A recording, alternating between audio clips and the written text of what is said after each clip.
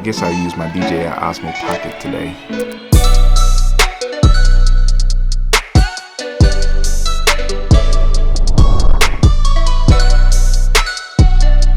What's up, guys? CJ here with another video. If you like these types of videos, please like, share, and subscribe. I really appreciate it. Also hit that bell icon so you can get notifications whenever I release new videos. So today's video is going to be my review of the DJI Osmo Pocket.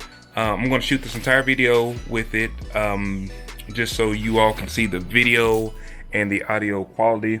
I'm not going to connect it to my phone. I'm just going to use it as the Pocket itself, and we're just going to see exactly how it works and how it does. So I'm inside my studio right now, so the lighting is okay. I guess if I'm turning that way because you can see me now.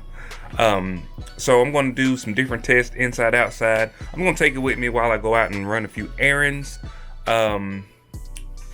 Future, check this out. I do have the Sony A6300. I'm going to be doing some reviews on with that sexy Sigma 18 to 35 millimeter lens. I'm retiring the Canon, possibly. I don't know if I am or not. I'm not going to have an external microphone on this video. I'm just trying to do it with the easiest, thing possible. So like if you just want to throw this into your bag and use it to do vlogs or to take a quick video, I'm just going to just use it like that. So I'm not going to connect to my phone. Now I will say a precursor for this is that I did have to set up all of my settings before I started using it, because in order to get the 4K 24 frame super fine, the best crispiest footage you can get, you do have to plug your phone in and set it up. And you can unplug your phone, it will retain those settings every time that you turn the DJI Osmo Pocket on or off. So we are going to roll out. I'm going to give you all a quick little tour of my space here. So let's see. This is the studio. This is normally where I film everything. As you can see, I've got like a fish tank that's need to be cleaned. That's my Oscar. She's hungry. And this is my movie room that I always talk about. As you can see, I've got my Marvel. I actually drew this myself on my iPad, and I had it printed out on a canvas. That's hella. I've got a 120-inch screen in here, popcorn maker. Over here is normally where I have snacks, but I've since eaten them all. I've got my Black Panther poster, Guardian of the Galaxy, Star Wars. Also over here I have another little editing station that I use sometimes. This is a Windows PC, of course. In here I have a my iMac 5K that I use. I use this over here. It's kind of like a little bit of a docking station, so I put all my external actually I need to take that with me. All right, so let's go upstairs. This is my little foyer here. Can't really see much. This is the living room. I am getting some new furniture. It's gonna be all white, so don't mind this blue furniture because it will be all white. And my bedroom is like Sunday morning dirty, so don't look at that.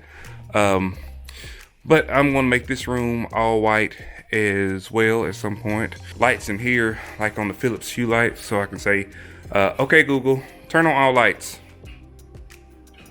So I turn everything on. Okay Google, turn off all lights.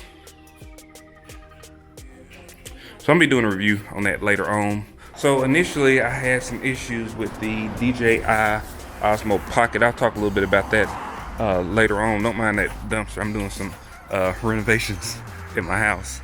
But I had some issues with the Osmo Pocket because I was actually trying to do a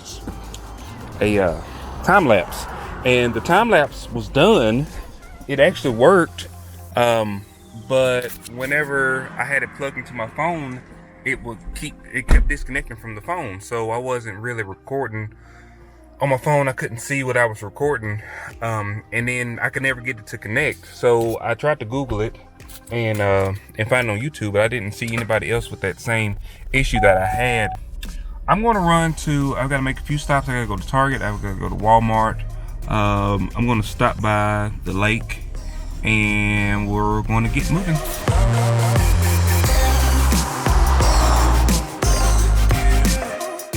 So obviously, one of the main reasons that people want the DJI Osmo Pocket is its small form factor and how tiny it is. I know you've seen many videos showing how small it is and how tiny it is. But one of the biggest gripes is having to set the camera up on your phone versus being able to have all the settings on the DJI Osmo Pocket. I'm not sure why they set it up like that. I don't know if they just want you to agree that, you know, it may heat up if you're shooting in super fine 4K. But I think they could have done a better job with that in terms of, you should be able to set this thing up just on its own. So you really shouldn't need a phone or anything like that, in my opinion, to set this up. But once you get it set up, you can unplug your phone and you can use it as intended.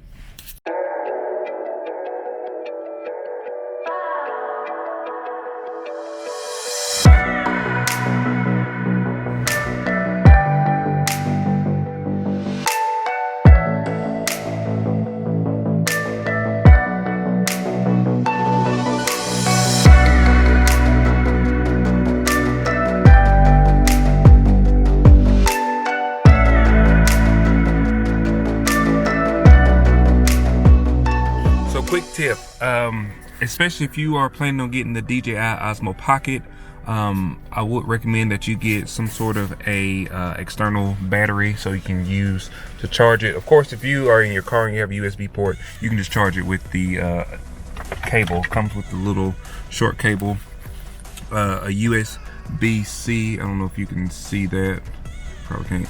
USB-C cable. But I use this Mophie external battery. It's a 6040 milliamp hour battery, and you can use this to charge. Now, I will say the power on this thing is pretty good. So I haven't charged this thing since I bought it. I hadn't used it a lot, but I've used it today quite a bit recording 4K, and it was at 50% when I started, and it's at 46% right now. So you can also get some of these other batteries. This is a AIBOCN.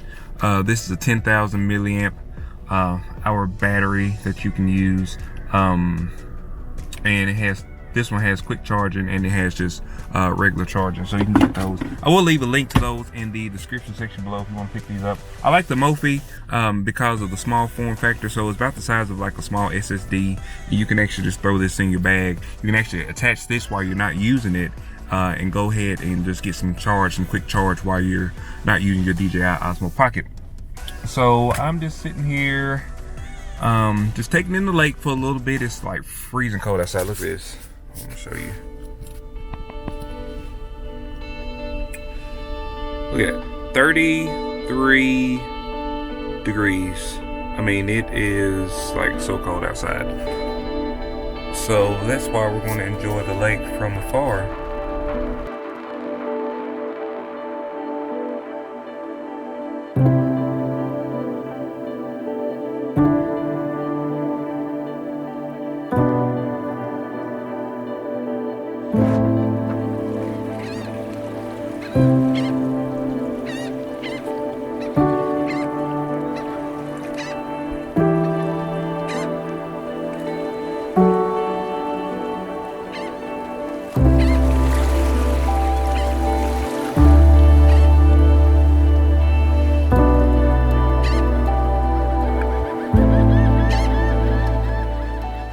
So one thing that I did notice about this thing is that when you are recording in the superfine 4K 24 frames per second mode, you actually this thing does get a little bit warm. So that's one thing you have to watch out for, especially if you're shooting like a longer video. I've been doing like short burst videos, so videos that don't last more than like 2 minutes or so. So if you was shooting a video and it lasted 8 or 9, 10 minutes, this thing will get hot.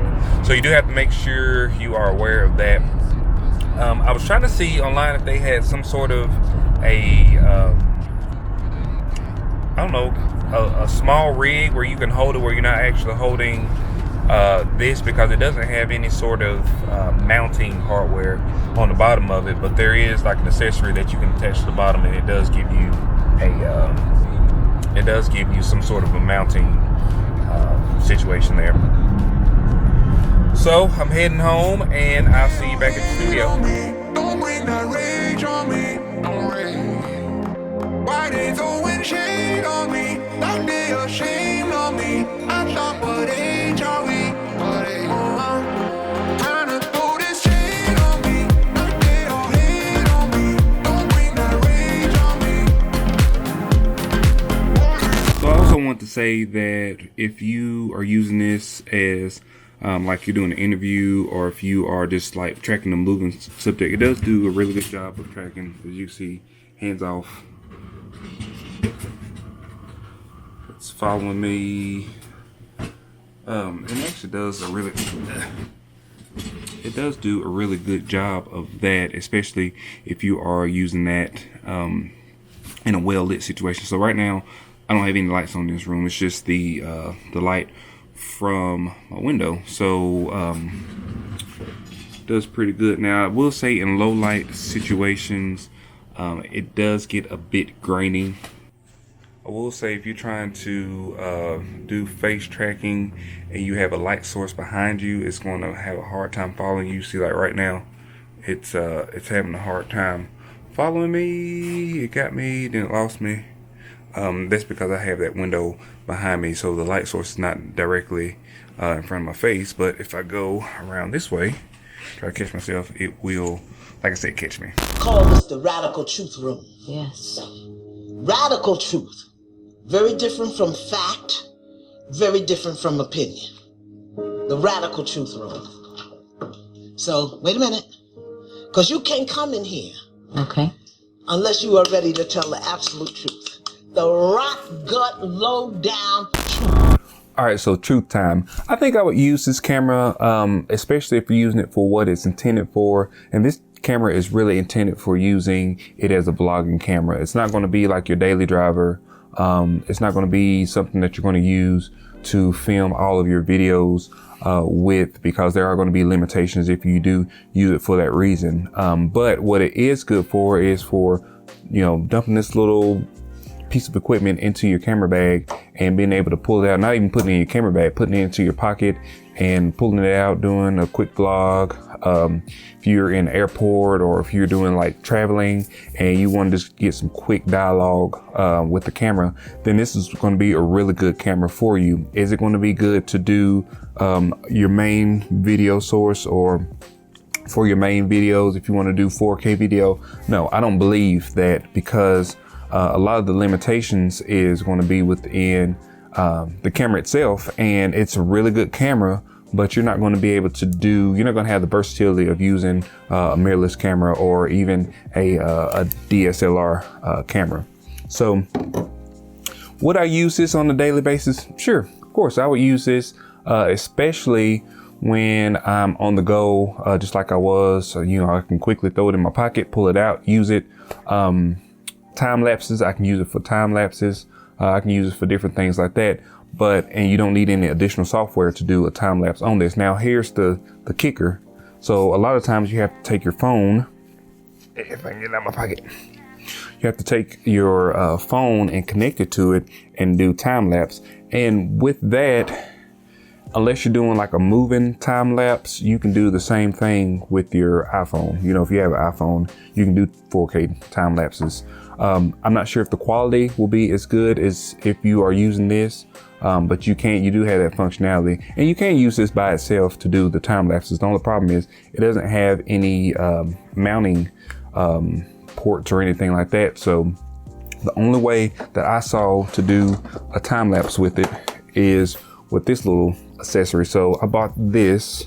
This is a B-stable cam.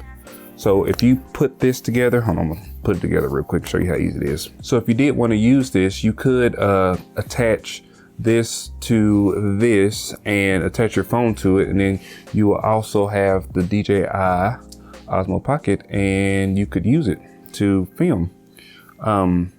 So let's see. Flip this around so that you can see so this is my current camera setup, if you can see it.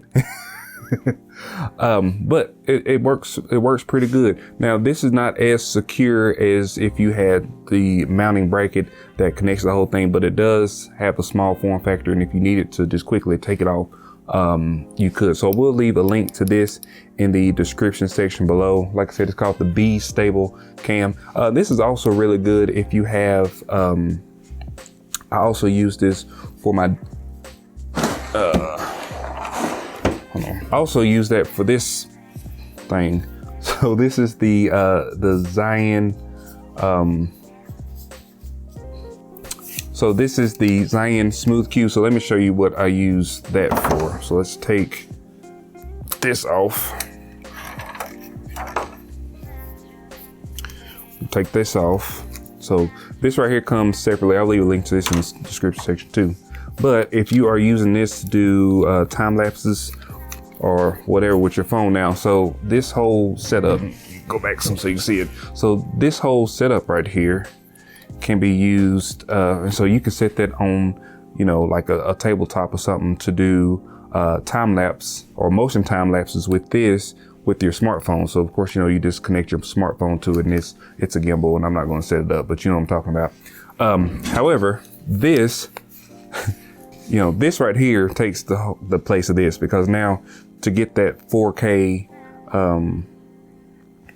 to get that crispy 4K shot, you don't need all of this to get that. You can use, you know, this right here. That's what it's good for. That's where you get the most bang for your buck, is when you want to use something like this and get that 4K shot or get a moving 4K time lapse. You're going to use this as opposed to using this. Now, this right here is $100. This is $400. So, you know, it also comes with a price factor. But I will say I bought this, I don't know, 4 months ago, and I've not used it but one time, I think, because it is quite a bit of work. You have to get this on there. You have to put your phone into it, and then you got to turn this on, and you got to set everything up, and then you got to have one of these if you want to have it connected to anything. Of course, with this right here, you can just pop it in your pocket. So that's going to be it for today's video, guys. I'm going to make a few more videos about the DJI Osmo Pocket. The more I use it, the more I get familiar with it. I will go into a lot more of the features. They did just do an update. Today is January the 20th. So I just downloaded the update for it, and it's supposed to update the auto tracking and a couple different things like that. Also, I'm going to be doing some more videos about the Sony a6300, as well as a few other gadgets that I have in my repertoire. If you like these types of videos, please like, share, and subscribe. I really appreciate it. Also hit that bell icon so you get notifications. See you guys.